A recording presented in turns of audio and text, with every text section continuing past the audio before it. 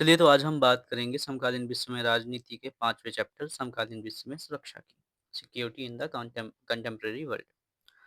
तो सबसे पहले ये जान लेना बहुत आवश्यक है, सुरक्षा का अर्थ क्या है? सुरक्षा का अर्थ है खतरों से आज़ादी, ठीक है?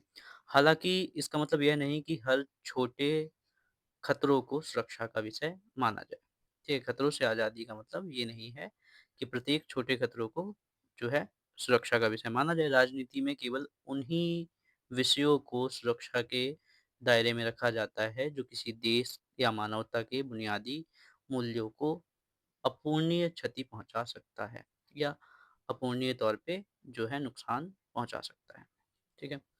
जब हम इसके इम्पोर्टेंट टॉपिक में आगे बढ़ते हैं, तो सुरक्षा की पारंपरिक धारणा। बेसिक तौर पे देखा जाए तो इस चैप्टर में 2 ही सबसे महत्वपूर्ण चीज़ें हैं। एक है सुरक्षा की पारंपरिक धारणा और एक सुरक्षा की गैर पारंपरिक धारणा। ठीक है? ये चीज़ को हम अपारंपरिक धारणा भी बोलते हैं। तो ट्रेडिशनल नेचर ऑफ सिक्योरिटी की जब हम बात करते हैं, ठीक है? या ट्रेडिशनल नोशन ऑफ सिक्योरिटी की जब हम बात करते हैं, तो इसका सीधा संबंध सैन्य खतरों से है या मिलिट्री थ्रेट से होता है, जो 2 रूप में हम देखते हैं। एक कैसा? बाहरी सुरक्षा यानी कि एक्सटर्नल सिक्योरिटी और दूसरा आंतरिक सुरक्षा यानी कि इंटरनल सिक्योरिटी, ठीक है? तो जब हम बात करते हैं बाहरी सुरक्षा की, तो इसमें खतरे दूसरे देशों की सेना से होता है। इसमें बचने के लिए 4 तरीके हैं। पहला क्या? कि कोई देश सीधे आत्मसमर्पण कर दे, सरेंडर कर दे, युद्ध के बिना हार मान ले, ठीक है? दूसरा क्या?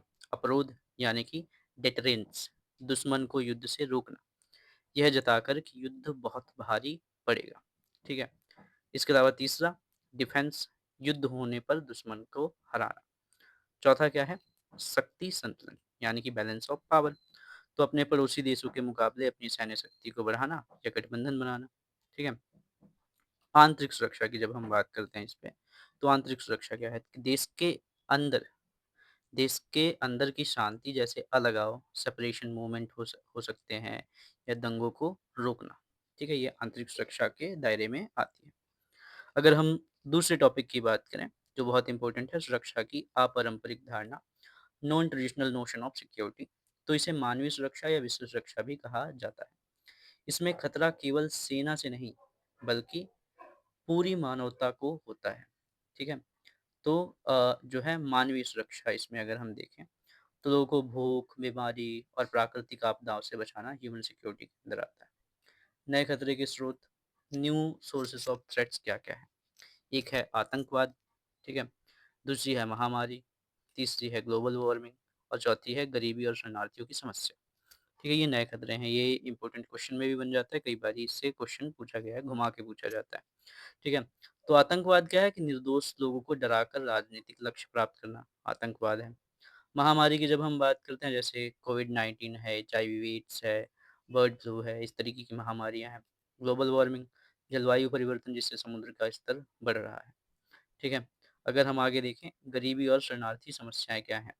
तो संसाधनों की कमी के कारण लोगों का पलायन होना, एक जगह से दूसरी जगह जाना, ठीक है?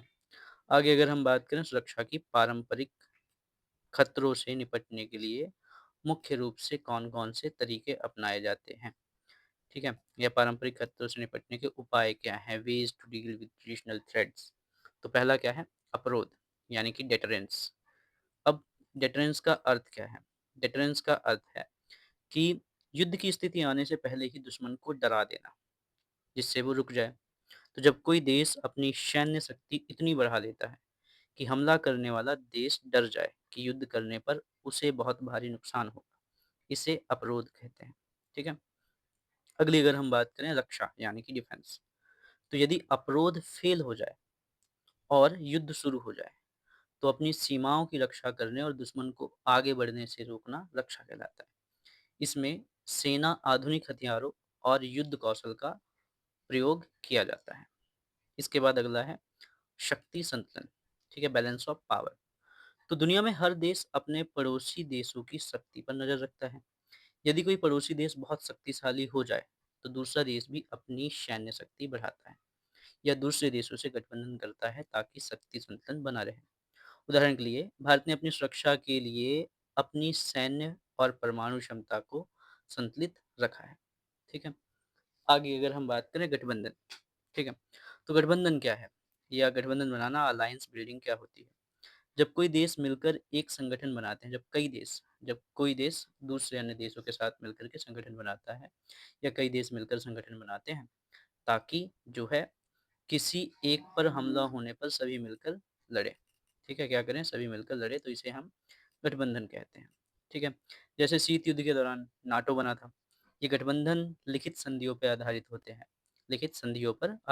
हैं और सुरक्षा का एक बड़ा आधार है।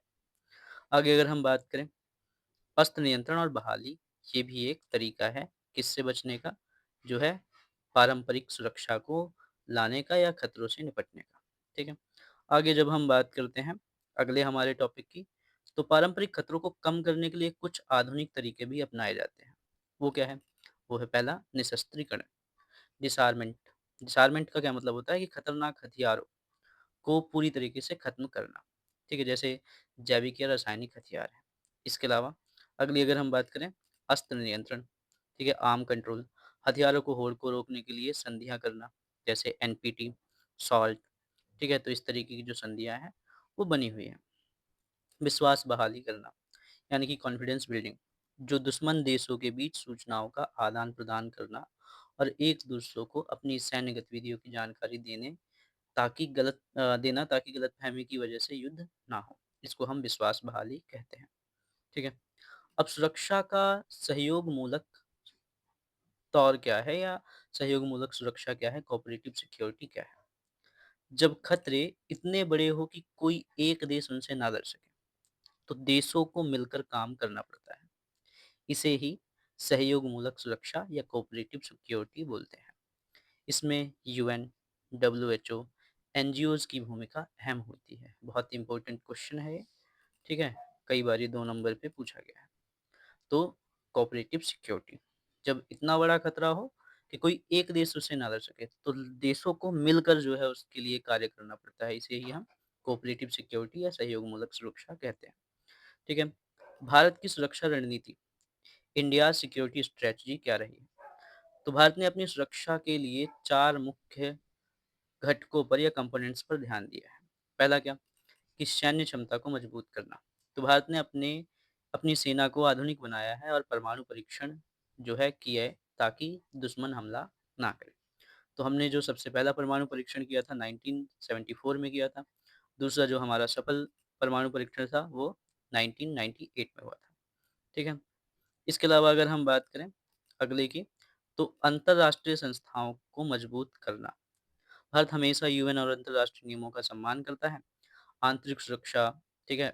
सम्मान करता है, तो ताकि जो है अगर ये संस्थाएँ मजबूत रहेंगी तो विश्व में सुरक्षा रणनीति काफ़ी कारगर तरीके से कार्य करेगी। तो भारत भी इस पे ध्यान देता है कि अंतर्राष्ट्रीय संस्थाएँ मजबूत हों। ठीक है? उसके बाद अगर हम अगली बात करें भारत की सुरक्षा रणनीति की, तो आंतरिक सुरक्षा, देश के अंदर के विद्रोह से निपटना भारत की सुरक्षा रणनीति का हिस्सा है। इसके अलावा आर्थिक विकास, गरीबी मिटाना ताकि देश अंदर से मजबूत और स्थिर रहे। ठीक है? अगला और इम्पोर्टेंट टॉपिक जो है इसका वो है निशस्त्रीकरण और अस्त्र नियंत्रण, यानी कि डिसआर्मेंट एंड आर्म कंट्रोल क्या है? निशस्त्रीकरण की जब हम बात करते हैं, तो इसका मतलब होता है कि खतरनाक हथियारों को पूरी तरह खत्म करना। ठीक है? जैसे जैविक या रासायनिक हथियार, बायोलॉजिकल वेपन्स कन्वेंशन के थ्रू जो है बीडब्ल्यूसी 1972 के तहत जो है ये बात रखी गई। उसके बाद अस्त्र नियंत्रण, तो हथियारों की संख्या को सीमित करना या नए हथियार या खतरनाक हथियार बनाने से रोकना, जैसे एनपीटी, सॉल्ट संधियाँ, ठीक है? तो इसके ज़रिए भी जो है क्या किया जाता है, अस्त्र नियंत्रण मतलब ये भी 2 जो है बहुत ही महत्वपूर्ण टॉपिक हैं सुरक्षा की दृष्टि से, ठीक है? तो ये जो हमारा चैप्टर है वो यहीं पे ख़त्म होता है और इसमें जो सबसे महत्वपूर्ण चीज़ें हैं वो है सुरक्षा की दोनों ही धारणाएँ। इनको बहुत अच्छे से पढ़ना आवश्यक है, चाहे आप रिपीट करके पढ़ लो, चाहे आप लिख के प्रैक्टिस करो, लेकिन ये दोनों बहुत ही ज़्यादा अच्छे से क्लियर होनी चाहिए, ठीक है? तो आज की वीडियो यहीं समाप्त होती है। हम नेक्स्ट वीडियो में बात करेंगे अपने अगले चैप्टर के बारे में। Thank you.